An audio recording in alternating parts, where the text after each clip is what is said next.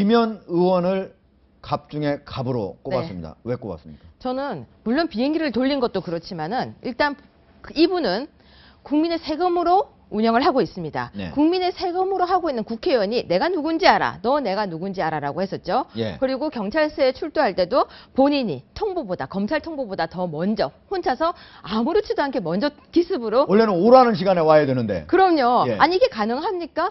보통 사람 안 되죠. 예. 그렇죠. 기습으로 출두했죠. 뿐만이 아니죠. 국정감사 때 또 중국으로 출장을 갔는데 출장 가서도 왜 대사관 주재관들은 나한테 인사 안 하냐. 예. 그런 얘기를 했었죠. 예. 그뿐만 아니라 잘 모르니까 인사 안 했겠죠. 지금 현재 예. 이 상황에서 검찰 조사를 받는 것이 아니라 그 검찰 조사가 미적미적하고 제대로 공개도 안 되고 있고 조현아는 그래도 지금 현재 구속영장을 발부받아 들어가고 있는데 예. 김현은 전혀 그러기에 대한 대응도 없습니다. 예. 어떤 검찰이 어떤 액션도 취하고 있지 않죠. 검찰에도 혹시 갑질하고 있는 거 아닙니까? 저는 그래서 갑 중에 예. 갑이 아닐까. 그런데 지금 그 와중에도 자원외교 국조특위위원으로 나서 있습니다. 예. 갑 아닐까요? 알겠습니다. 제가 볼 때는 갑 중에 갑입니다. 김병진 변호사는 네. 박현정 씨를 꼽았어요? 네. 왜 그랬습니까? 일단 이 양반이 들어오고 난 다음에 직원 거의 반절 가까이가 나갔잖아요. 한 네. 1년 몇 개월 사이에. 네. 그 정도면 정말 끝내주는 그러니까 27명 중에 13명인가 나왔어요. 네, 네, 그렇죠.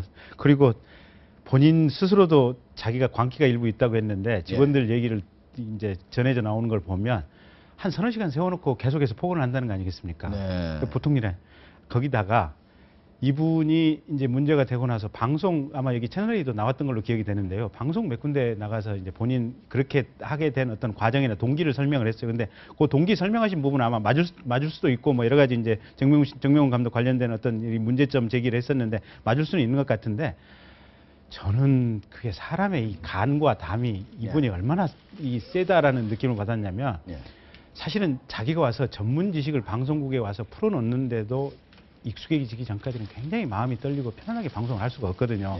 근데 온 세상에 자신에 대한 비난이 집중되고 있는 상황에서 방송국에 나와서 얘기를 할 수 있다. 떳떳하게 기자회견을 할 수 있다.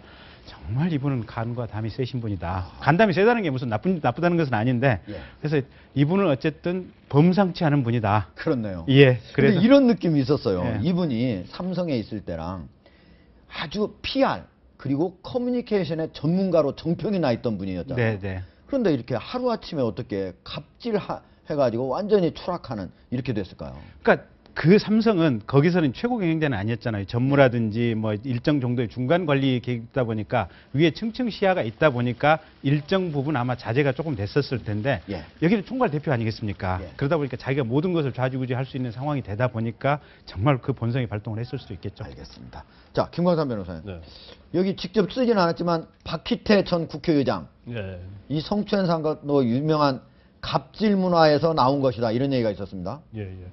그 전에 이제 성폭력과 관련돼서는 뭐 성희롱에 있어서는 뭐 사실 갑질이 전형적인 경우 할 수 있죠. 그렇지만 그 전에 이제 성희롱이 지금은 이제 성추행 쪽으로 넘어오면서 이게 사실 굉장히 엄벌하는 그러한 분위기로 가고 있는데 아마 특히 뭐 사단장, 사령관, 뭐 국회의장까지 하셨던 분 이러한 어떻게 보면 굉장히 권력적으로 우월적 지위 있는 분들 또 나이가 든 분들이 성폭력과 관련해서 좀 슈퍼 갑질을 하고 있거든요.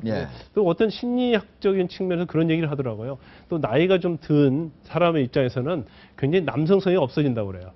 그래서 이걸 뭔가 남성성이 남의 여자 가슴 포가는 게 남성성이 없어진 거예요. 그렇죠. 그래서 거기에 대한 어떠한 보상적인 그런 심리가 작동을 하면서 본인의 어떤 권력적인 걸 이용해서 어떤 그 여자로부터 남성으로서 인정받고 싶어하는 그런 심리가 있다고 합니다. 그래서 아마 그런 차원에서 그런지 모르겠지만 알겠습니다. 이것도 아마 성폭력도 전형적인 특히 상사나 권력자 했을 때는 갑질 중에 갑질이라고 볼 수 있죠. 네, 알겠습니다. 올해 갑오년 갑질을 했던 많은 분들 내년 을미년에는 을의 입장에서 좀 생각을 해보면 어떨까요? 을미년에는 더 이상 갑질 문화가 없어지길 바라겠습니다.